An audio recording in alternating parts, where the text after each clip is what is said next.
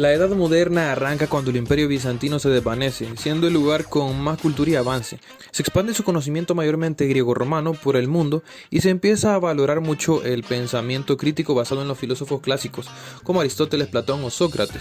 Esto desplaza a Dios del centro, o sea el teocentrismo, y se pone al hombre ahí, es decir, antropocentrismo, en consecuencia de todo lo antes contado, por supuesto. A pesar de, la Santa Inquisición aún seguía, pero el antropocentrismo iría muriendo paso a paso al darnos cuenta que aún ni el humano es el centro del mundo. El primer golpe es para los europeos, cuando se dan cuenta que no son las únicas personas, pues hay otro continente, el cual Colón murió pensando que era la India, pero el geógrafo Américo Vespucio es quien se entera que es otra tierra, y da lugar al nombre del continente, América. También se llega a tener contacto con las zonas asiáticas, así que nos enteramos que el mundo es más grande de lo que pensábamos. También al darnos cuenta que ni siquiera el mundo es el centro del universo, que solo giramos alrededor del Sol. Esto gracias a la teoría heliocéntrica que nos dejó Nicolás Copérnico y los grandes descubrimientos de Galileo Galilei. Debido a la ambición, España decide conquistar América, a pesar de que no fue fácil.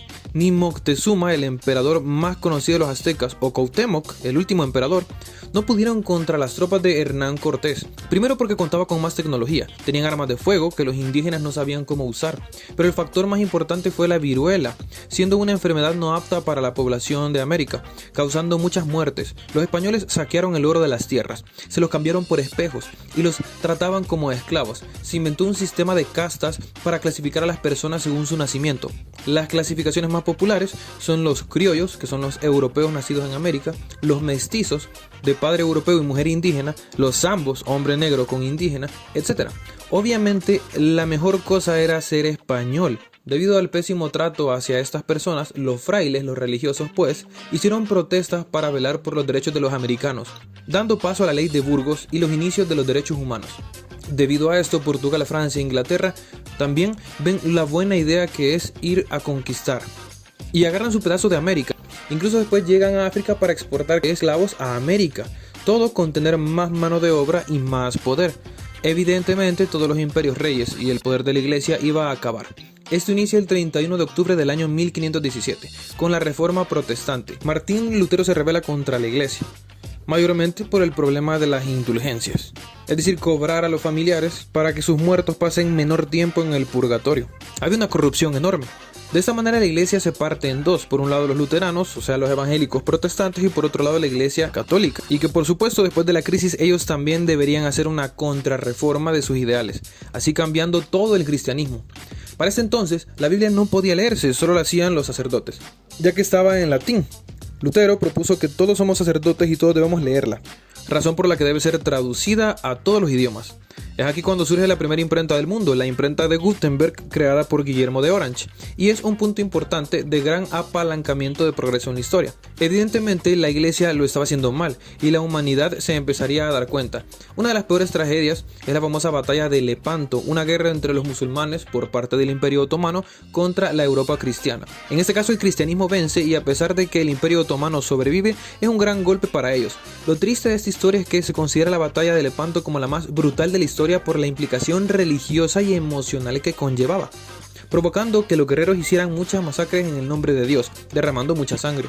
Ahora el imperio de la iglesia también debía preocuparse por el nuevo surgimiento del protestantismo. Se dan cuenta que una buena forma de ganar a la población es mediante el arte, por lo que se da el nacimiento del barroco, una forma de arte muy llamativa, con muchos adornos que atraía a mucha gente al Vaticano.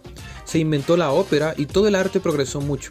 De aquí surgieron grandes personajes como Vivaldi, pero también del lado protestante tenemos a grandes figuras como Johann Sebastian Bach. Aún así, eso no era suficiente. Pasó lo que tarde o temprano pasaría, la guerra entre los católicos y protestantes, batalla que no dejó a nadie victorioso, sino solamente un imperio español debilitado y el fin de su hegemonía. Pero se venían buenas noticias. Con la aparición de Isaac Newton, la ciencia empezaría a tener un auge mayor, razón por la cual se da inicio a grandes etapas del arte como el clasicismo, enfocado en la intelectualidad crítica y razón, siendo un gran exponente Mozart. Y luego el romanticismo, que siempre prevaleciendo la razón, pero ya no descuidando la parte también emocional. De aquí da paso al señor Beethoven. Pero sin duda, de lo que debemos hablar es lo que daría paso a la edad contemporánea. Y es que Los avances del arte, ciencia y filosofía hacen que todos se cuestionen el sistema actual, dando paso a un movimiento llamado la Ilustración, refiriéndose a que todos empezarían a iluminarse. Esto empieza en Francia, dando paso a la Revolución Francesa. Grandes mentes como John Locke, Adam Smith y Rousseau, entre otros, proponían ciertos puntos que se deberían seguir para progresar como humanidad. Número 1, separar a la iglesia del Estado. Número 2, quitar a los reyes y permitir que el pueblo escoja a los gobernantes. Número 3, desechar el feudalismo y empezar un libre mercado, dando apertura al capitalismo. Y 4, crear los derechos humanos. Esto a pesar de que seguía existiendo el racismo, que ya todos sabemos. Si se ponen a pensar, este pensamiento es riesgoso para el rey de Francia y para la iglesia también. Entonces se le llama Revolución Francesa porque hubo una guerra civil. Sin embargo, el rey no pudo contra el pueblo. La historia es tan brutal que el rey de turno fue decapitado, razón por la cual todos los imperios de Europa se asustan y atacan a Francia. Entonces esto quiere decir que todo hubiera sido por gusto, porque era Francia contra toda Europa. O sea, la Ilustración contra toda Europa. Literalmente todos los avances hubieran muerto si no fuera por el militar Napoleón Bonaparte, quien dirigió las tropas francesas y logró conquistar gran parte de Europa. Napoleón se hizo famoso internacionalmente como un nuevo César, por lo que todas las ideas de la Ilustración se expandieron por toda Europa. De esta manera, a pesar de que en la batalla de Leipzig, Alemania, Napoleón pierde la guerra y por ende Francia retrocede y vuelve a tener sus terrenos predeterminados, los pensamientos de la Revolución Francesa llegan a toda Europa y la época de los reyes y la iglesia cesa, así que empieza la era del capitalismo. Estos acontecimientos debilitaron a Europa, razón por la cual el 4 de julio de 1776 Estados Unidos se independiza derrotando a los ingleses 2 veces, robándose un par de tierras de México y coronándose como un país independiente de la mano de George Washington. Esto se desencadena en los demás países. En la época de 1830 se independiza todo Hispanoamérica y ya por fin empezamos a ver la distribución de países así como los conocemos actualmente. Bueno, más o menos. Gracias al capitalismo tenemos la revolución industrial, otro gran apalancamiento en la historia de la humanidad, en la producción y progreso en maquinaria y tecnología, razón por la cual Marx da sus ideas de por qué el capitalismo ha sido chido y bueno, pero debe parar, porque los ricos se están aprovechando de los pobres y los están despojando del goce del trabajo, a un punto que es odioso trabajar, y en algún momento esto se va a salir de control y va a haber una revuelta. Esos pensamientos darían apertura al sistema comunista, que ya aparecerá pronto. Pero bueno, los imperios empiezan a desaparecer, así que la independización masiva, la revolución industrial, la caída de los reyes, el auge de la ilustración y por supuesto la invención de la electricidad abre paso a la edad contemporánea.